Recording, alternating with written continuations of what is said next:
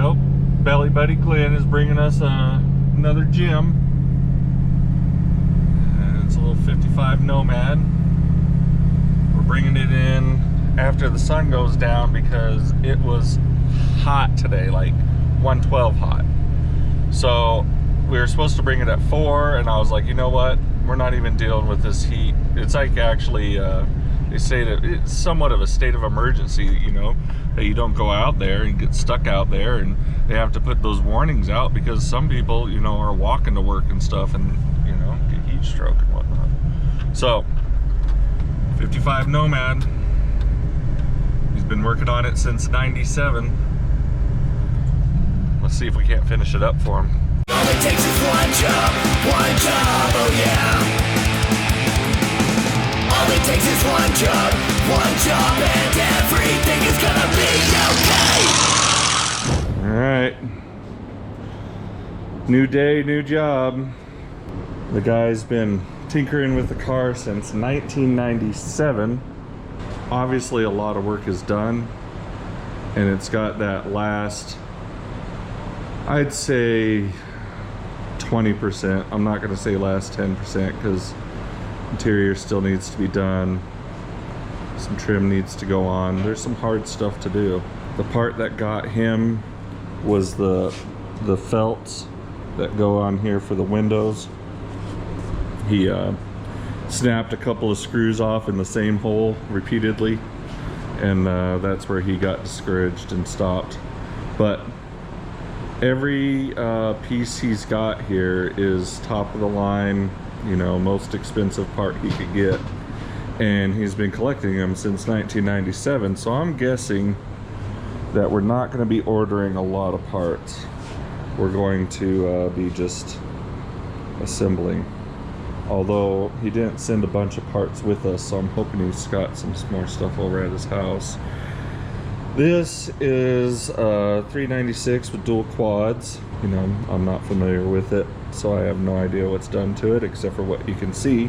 You know, where he got that, however you say it, marked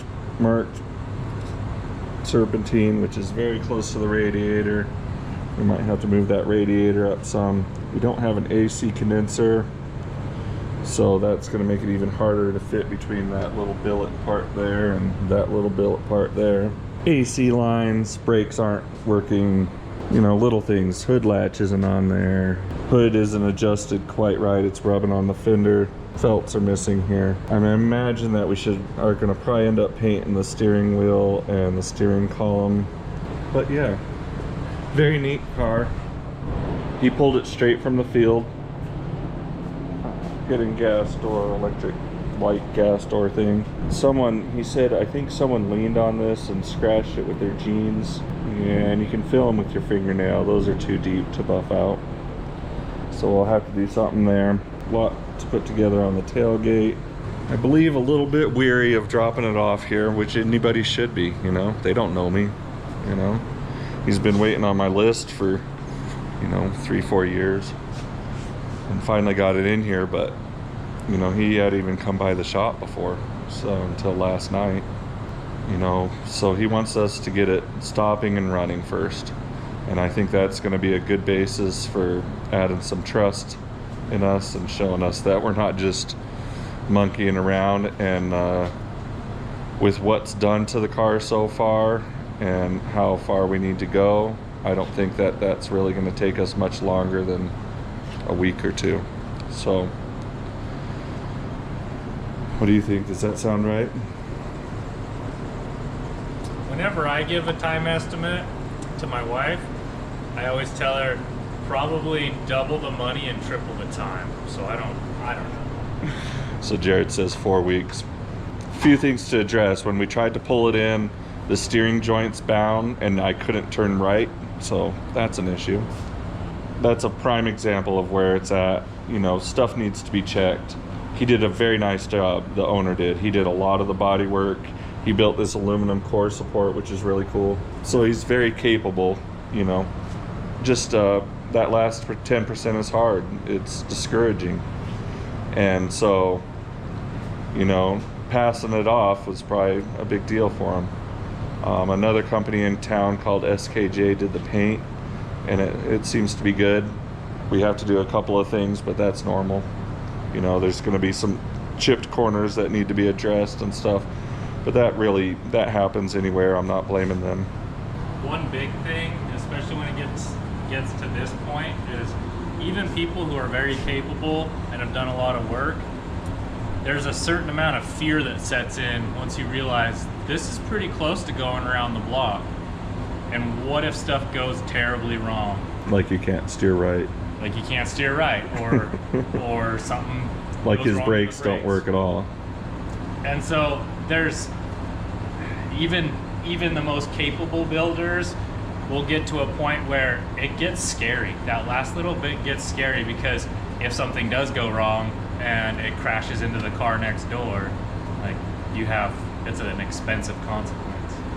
So sometimes just having someone else double check everything is a good thing. Pretty much always having somebody double check is a good thing. I know when we used to bring cars out of the shop that we'd done a lot of work on, even when I was doing regular, shop work, you'd have somebody look over everything, because man, that, when you just finger tighted those drive line bolts in and forgot to tighten them down, it can be catastrophic. So, having some other eyes on it is always a good deal, So, yeah, like I said, I could feel his apprehension last night. He was shaking, because it's a big deal. His daughter, the car's been a project her whole life.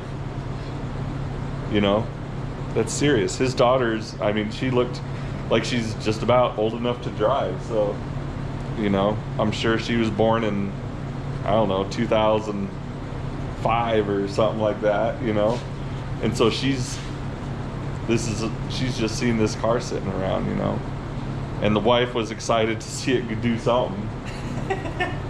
Move positions. Yeah, and he's excited too, but as he should be. There's some apprehension there, so we're gonna do our best for him, and I'm sure we're gonna do just as good as we do on all of them, and make another happy customer. So we're pretty good at making happy customers. Get another dream on the road. Yeah. All it takes is one job, oh yeah. All it takes is one job, and everything is gonna be okay.